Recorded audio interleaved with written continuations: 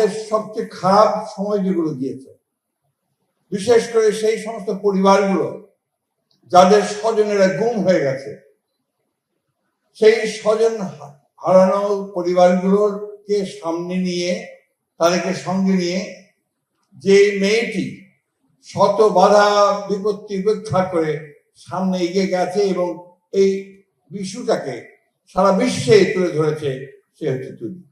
আপনারা কি জানেন না যে যখন এই সম্পর্কে কথা বলা বিপজ্জনক ছিল, যখন এই সম্পর্কে কাজ করতে গেলে তুলে নিয়ে গিয়ে কিভাবে নির্যাতন করতো সেটা আপনারা অনেকে জানেন। সেই সময় তুলি এটাকে নিয়ে জেনেভা পর্যন্ত গেছে তার একক প্রচেষ্টা নিয়ে, যেটা আমাদের কাছে অত্যন্ত, আমরা মনে করি যে তাকে আমাদের ধন্যবাদ অবশ্যই দেওয়া উচিত।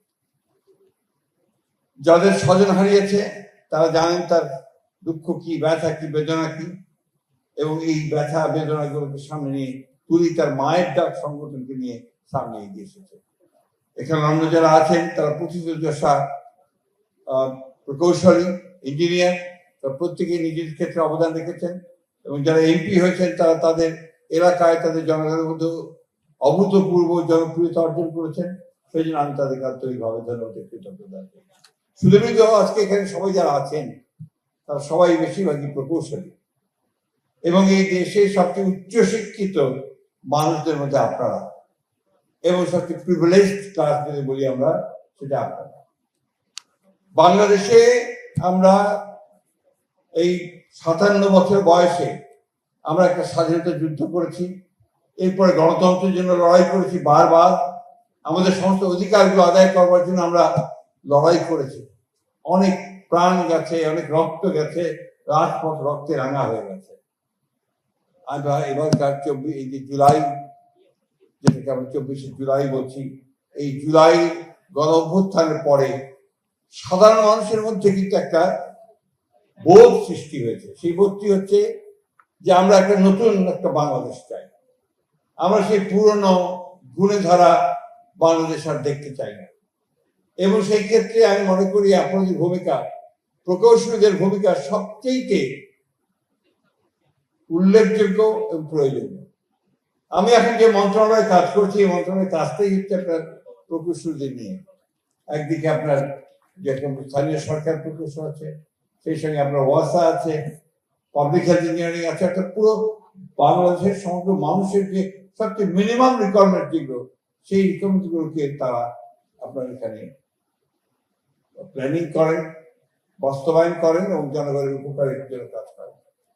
আপনাদের প্রতি জনগণের আগ্রহ অনেক, আকাঙ্ক্ষা অনেক, এবং তারা আশাও করেন অনেক, প্রত্যাশা অনেক, যে আপনারা যে প্ল্যানিং গুলো করবেন, যে কাজগুলো করবেন, সে কাজগুলো জনগণের সত্যিকার অর্থেই কাজে লাগে। আমাদের খুব দুঃখ হয় যখন আমরা পত্রিকায় দেখি যে বিগত সরকারের আমলে, ফ্যাসিস্ট সরকারের আমলে একটি জেলায়, সম্ভবত পিরোজপুর জেলায় ৩,৫০০ কোটি টাকা লোপাট হয়ে গেছে, কোনো কাজ হয়নি, এবং সেটা এই এনজিআরডি মিনিস্ট্রি থেকেই গেছে, ডিপার্টমেন্ট থেকেই গেছে। এই বিষয়গুলোটিকে আপনি দয়া করে একটু অত্যন্ত সতর্কতার সঙ্গে দৃষ্টি দেবেন। এই দেশের মানুষ এখন তার আগের মতো অত সব সিম্পল আছে, সরল আছে তা নেই। তারা কিন্তু সবকিছু বোঝেন, সবকিছু জানেন, বুঝতে পারেন, এবং এই দেশের মানুষ কিন্তু কাউকে ক্ষমাও করে না।